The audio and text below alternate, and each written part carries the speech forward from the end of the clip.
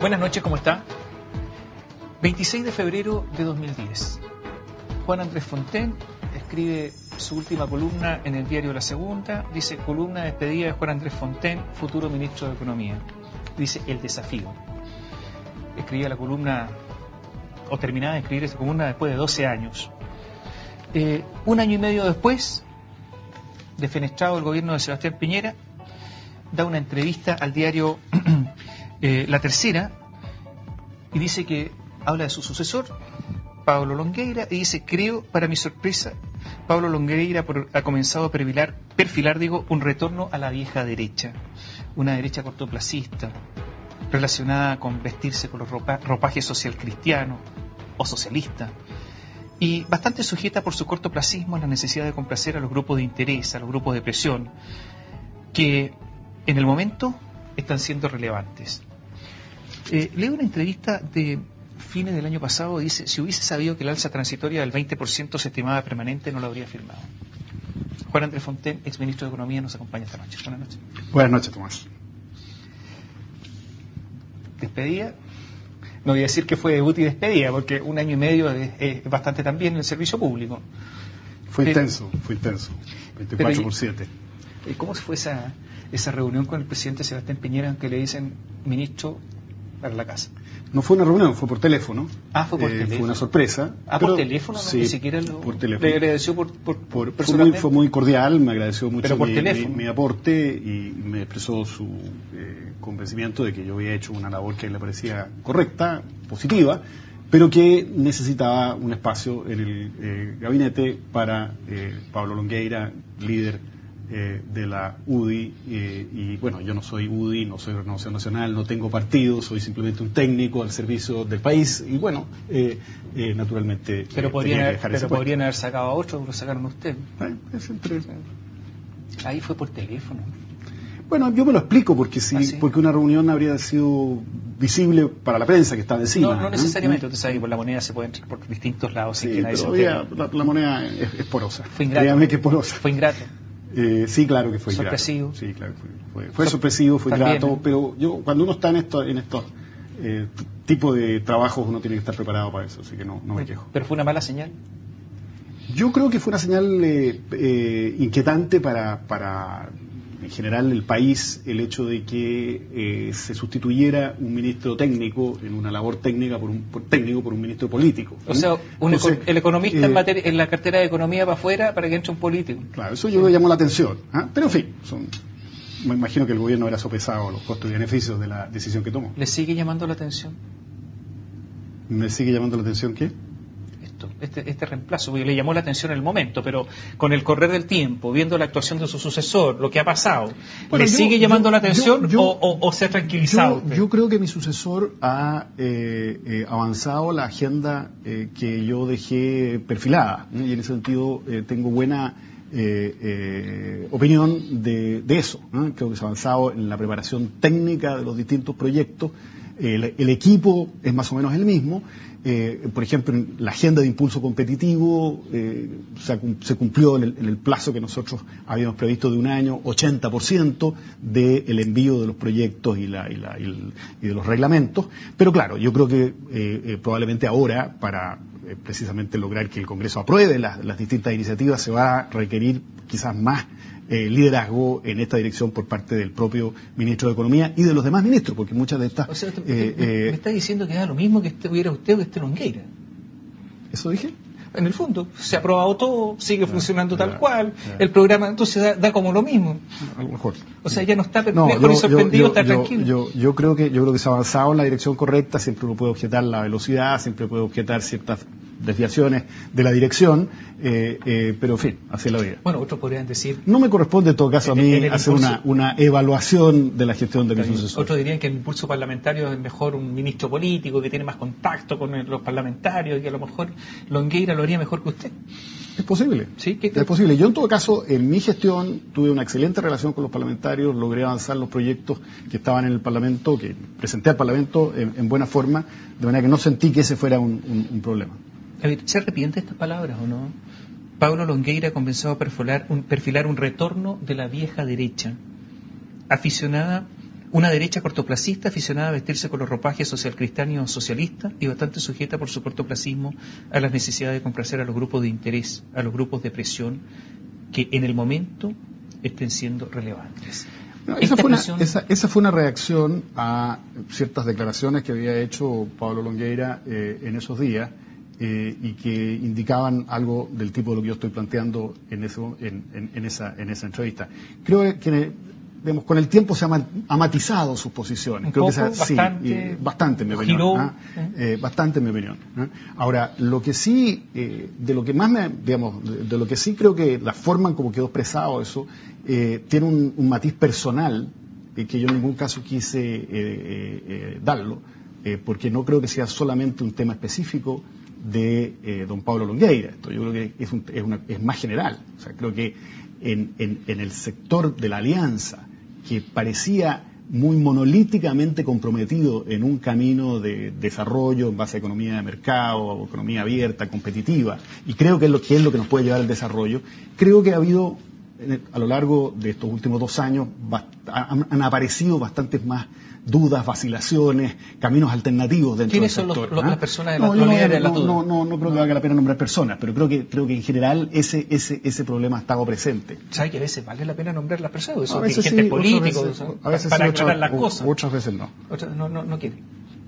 ¿No? No. A ver, el presidente de la República anunció una reforma tributaria, alza de impuestos. Y yo veo que usted dice acá, este año, ¿dónde estuvo la falla que ahora faltan los recursos?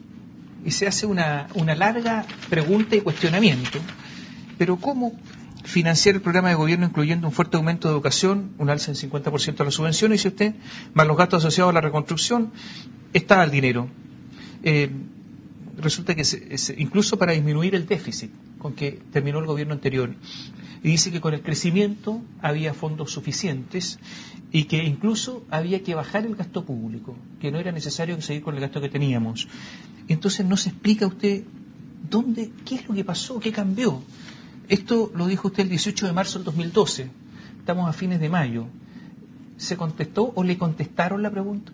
No. ¿Usted ha preguntado? Sí. ¿A quién le ha preguntado?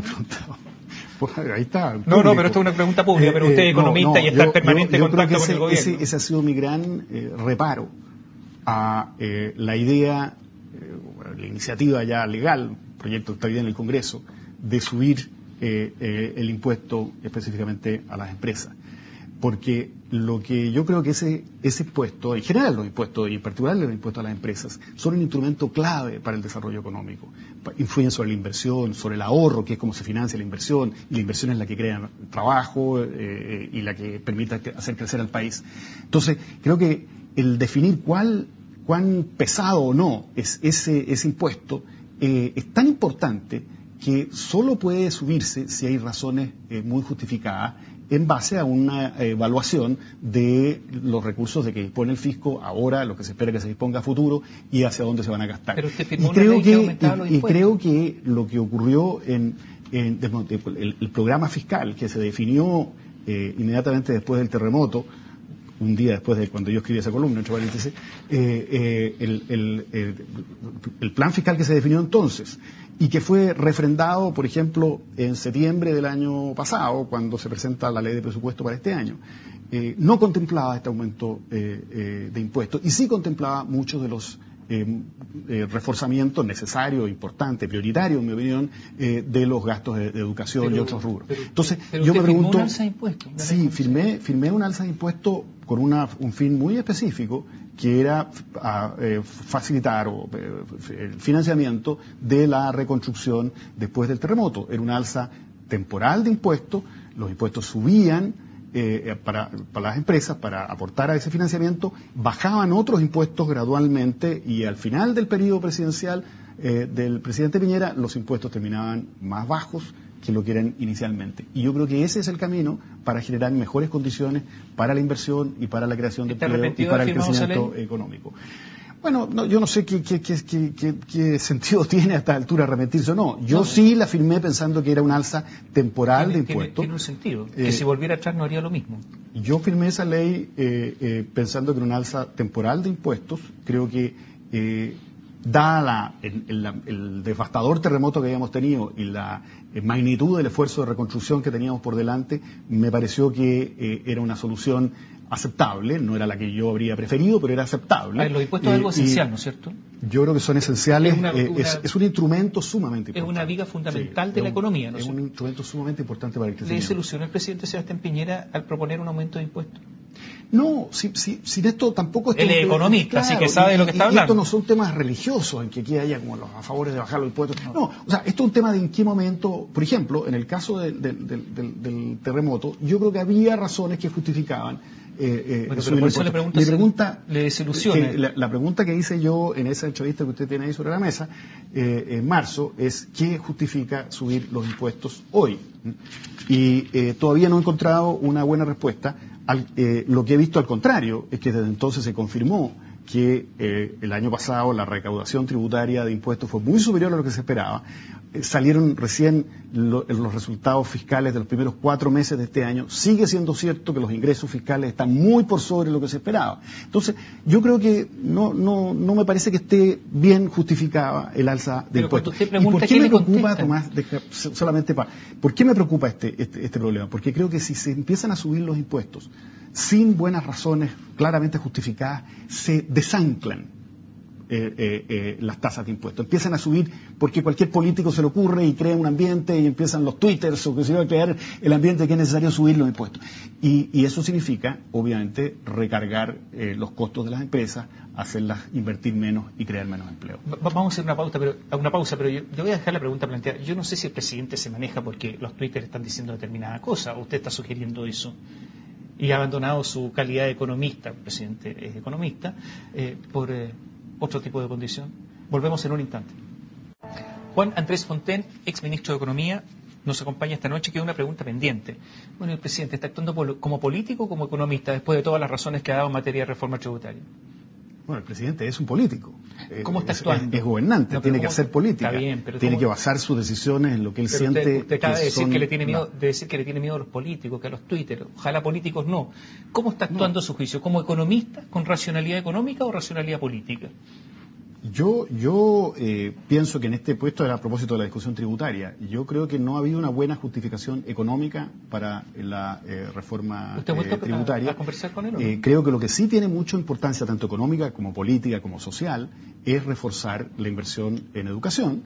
Y eso creo yo que puede hacerse adjuntando nuevos ingresos al fisco a través de un mejor manejo de las empresas públicas. Creo que puede hacerse a través de controlar el crecimiento de otros ítems de gasto, y solo si esos dos recursos fallan o no dan suficiente manteca, cabe, creo yo, pensar en aumentos de impuestos. ¿Usted ha vuelto a conversar con el presidente? No sobre esta materia. Sí, he conversado con él en materias más bien vinculadas a los temas en los cuales yo estaba involucrado en el gobierno, que no eran de carácter tributario. Esto nada. ¿Y con el ministro de Hacienda ha conversado? Sí, he conversado también socialmente. ¿Socialmente solamente? Sí. O sea, de meteorología. No de otros temas. Esto puede ser meteorología también. No, esto no es meteorología. Meteorología. Veamos que macroeconómica. la deuda, hay vencimientos de deuda este año fuertes, este año 2012, y hay una cierta restricción del crédito. ¿Qué impacto puede tener? ¿Se refiere a deuda pública? Pública y privada. Vencimientos de deuda hay siempre. Sí, no, pero hay un vencimiento de deuda importante. Entonces la pregunta es, ¿qué importancia puede tener la crisis económica europea y la restricción del crédito? Están subiendo las tasas de interés en Chile, la tasa de interés bancaria, con respecto a esto, porque las deudas muchas veces se reprograman, hay que tener línea de crédito y puede haber una cierta restricción en los próximos días o los próximos meses. ¿Qué estima usted que puede ocurrir? A ver, los efectos hasta el día de hoy son todavía muy, muy marginales. O sea, no son significativos los efectos en el mercado financiero chileno, en la capacidad para financiar las deudas, los vencimientos de las deudas que se observa hoy en Chile. Pero obviamente hay temor. Y ese temor tiene que ver con la posibilidad que la crisis griega contagie al resto de la Europa periférica y cree condiciones parecidas a las que se vivieron en septiembre del 2008, cuando vino la espectacular quiebra del banco de inversión Lehman Brothers, que sacudió a todos los mercados del mundo, a todas las economías del mundo y produjo un gran apretón crediticio producto del pánico. Entonces, ese es el temor que está dando vuelta en este momento. Chile, como estaba entonces, está bien preparado para enfrentar una situación como esa por la solidez de sus cuentas fiscales y de sus cuentas monetarias. Yo creo que la lección que dejó ese episodio es que si bien ahí se actuó bien, se actuó con cierto retraso, y que es conveniente en consecuencia tener disponibles los mecanismos a tiempo para que el gobierno o la autoridad correspondiente, puede ser el Banco Central o el gobierno, accionen las palancas estabilizadoras correspondientes. Palanca de liquidez, ¿no es cierto? Yo diría que esto va por etapas. Primero, liquidez. Para evitar un apretón crediticio. Segundo, si ya empieza a fallar la demanda interna, si empieza a flaquear la demanda interna, para apuntalarla, baja de impuestos temporal. Como se hizo en el gobierno de la presidenta. ¿Están subiendo los impuestos? Bueno, eso es un cambio de impuestos permanente. Aquí estaríamos hablando de una baja temporal, como se hizo durante el 2009 en forma muy eficaz, creo yo, por parte del gobierno pasado. Y un tercer elemento necesario, creo yo, si es que se produce el apretón crediticio, si no se produce no es necesario, pero si se produce, es una operación de respaldo para las pymes a través de mejorar el acceso a los sistemas de garantía. ¿Para los próximos meses?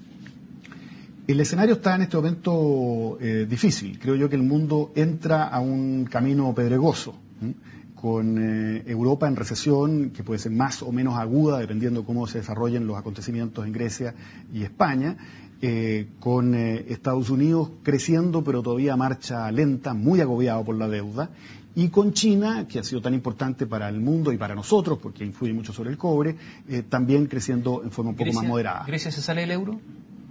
Yo creo que hay una probabilidad importante que eso ocurra. España, ¿va a caer España en el sentido? A ver, depende día de cómo la información de los diarios españoles, diarios económicos españoles, era que los primeros 3 meses 100.000 millones de euros se habían ido de la economía española. Claro. Bueno, los que realmente tienen el voto aquí son los depositantes, son los inversionistas, los ahorrantes, que se pueden llevar la plata de España o se pueden llevar la plata de Grecia, lo están haciendo ya. Y obviamente esa fuga termina precipitando una crisis mayor, como pasó en Argentina. Si esto es muy parecido a lo que vimos en Argentina 10 años atrás. ¿Usted cree que España va a caer? Depende de yo creo que es más probable que caiga Grecia a que caiga España. Bueno, sí. Una vez, antes o después de que caiga Grecia, creo yo que las condiciones actuales van a formar un consenso, un compromiso por parte de Alemania de apoyar en forma más enérgica con apoyo fiscal y monetario a los países en problema.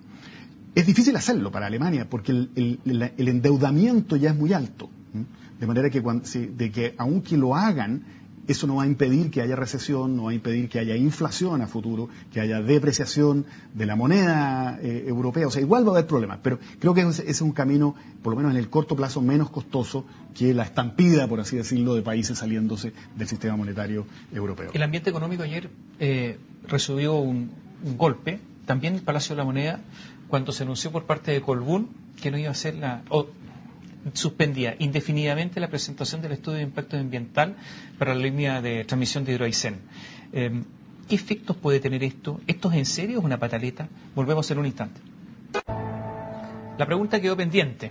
Colbún, hecho esencial, nosotros nos vamos a presentar el estudio de impacto ambiental para la línea de transmisión. No hay seguridad en cuanto a las políticas energéticas en Chile. Explicación oficial. ¿Pataleta o en serio?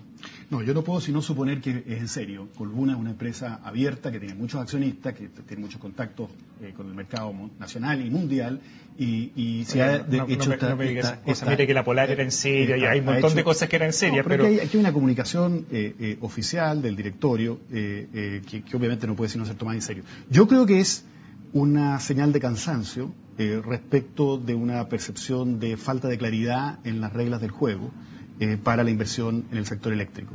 Creo que eso es compartido además por otras empresas y por el ambiente en general, y es muy lamentable que así sea. Yo creo que el gobierno ha hecho un esfuerzo por clarificar las normas y, por ejemplo, ha hecho un documento que se llama la N, Estrategia Nacional Eléctrica o Energética, que fue publicado en febrero, en realidad debería llamarse NN, porque no lo conoce nadie,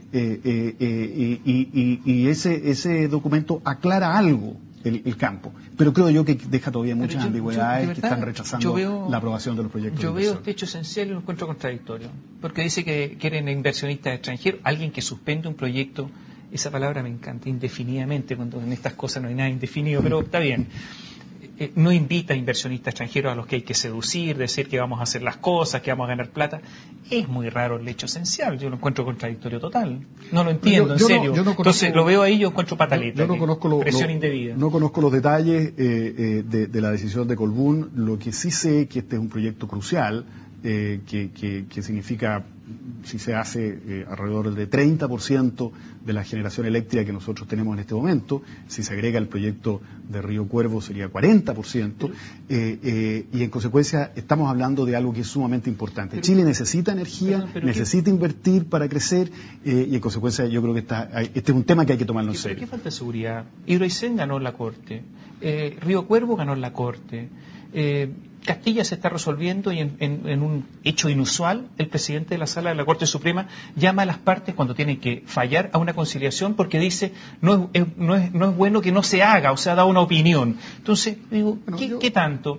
Y usted ve Campiche, por ejemplo, de SGNet, en que le hicieron, el gobierno de Bachelet se transformó en un sastre y le hicieron un traje a la medida. Usted sabe todo lo que pasó en ese caso, Wikileaks mediante. Entonces, ¿qué seguridad si hasta están operando los lobbies a destajo acá? Pero esa no es la manera, no es obviamente lo que da pero seguridad. Pero obtienen lo que quieren, obtienen lo que quieren, eso es lo que le digo. Lo que da seguridad es que la institucionalidad funcione. Y yo creo que la institucionalidad ha tenido problemas. Yo le doy un ejemplo. El proyecto de Hidroaicén, en cuanto a sus centrales hidroeléctricas, fue aprobado por la Comisión Regional de Medio Ambiente en junio del año pasado. De acuerdo a la ley, cuando hay apelaciones, el Consejo de Ministros tiene 60 días para pronunciarse sobre ellas. Hasta el día de hoy ese pronunciamiento no ha ocurrido.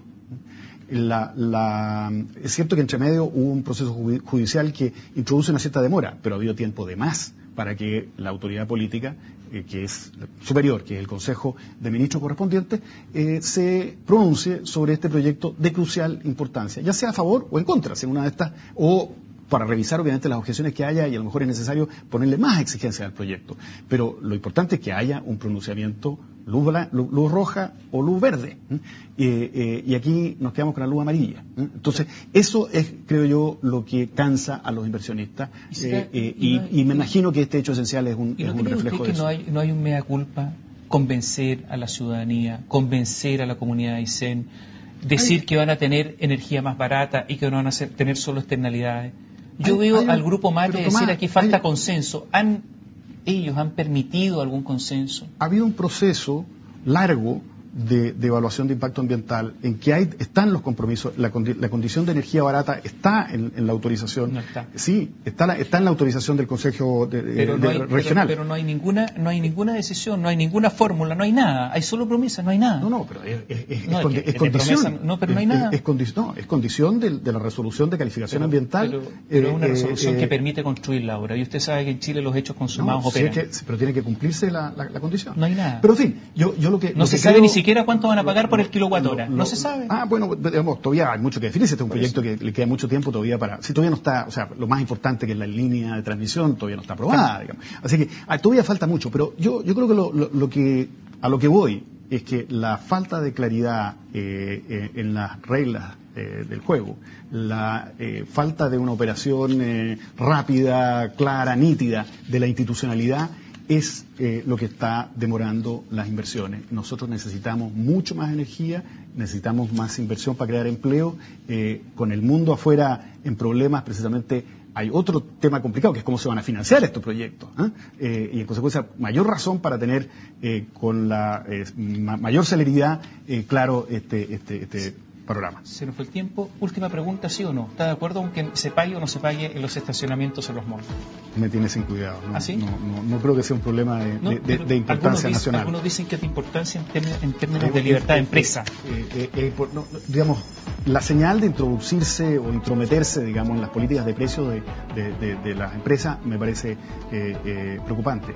Pero en este precio específicamente no me importa mucho, es algo que creo que, digamos, le importará a los dueños de automóviles que van a los malls, pero no es de máxima importancia política a nivel nacional. Muchas gracias. Juan Andrés Fontaine nos acompañó esta noche. Buenas noches, gracias. Cuidado, ¿no?